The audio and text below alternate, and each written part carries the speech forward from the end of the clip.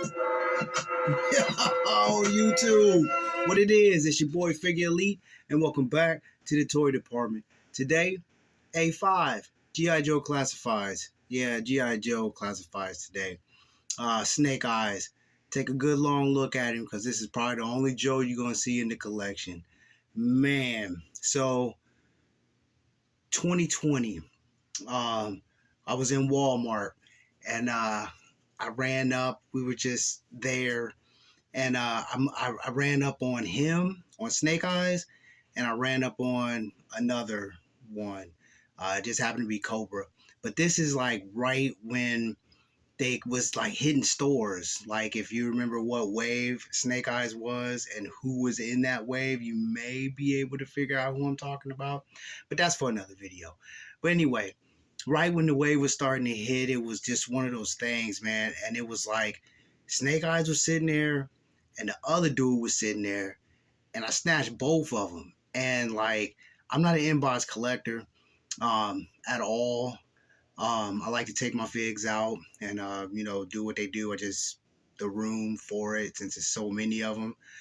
Some of them have a tendency to stay in the boxes, and what I mean by stay in the boxes is I'm talking about this guy's box.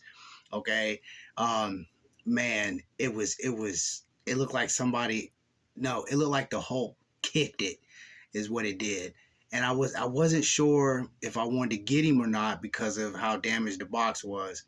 And I went ahead and took that chance because I wasn't sure. Like I seen Snake Eyes and then the other Cobra action figure for the classifieds. I seen them. There was the only two that I ever seen like in the wild. I never seen them after that period.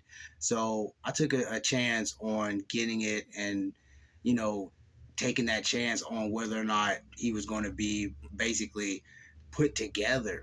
Because the box was, oh man, to this day that box is still, because this is his first time out the box, so he get to pull the trigger and swing the katana.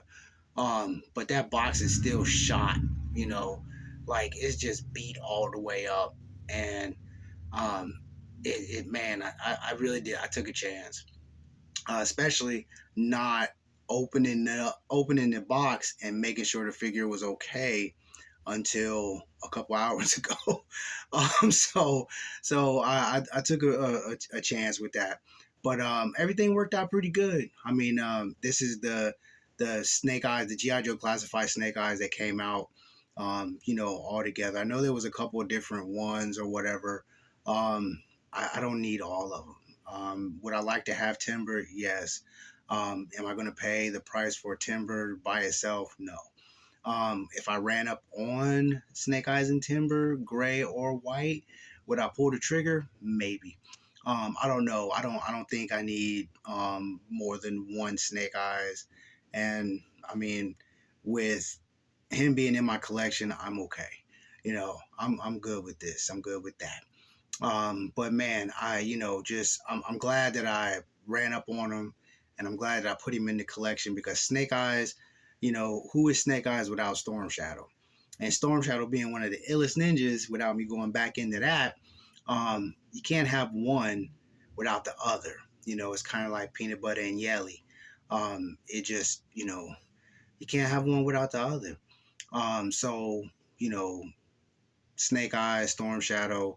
I have this particular Snake Eyes to go with my classified Storm Shadow, and I'm good on that. I will be doing a diorama for Snake Eyes and Storm Shadow.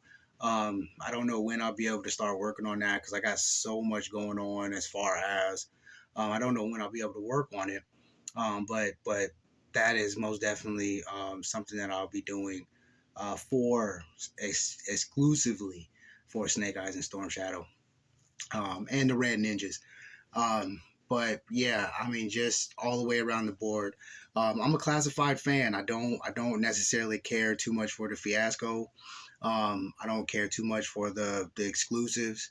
That you can't get your hands on.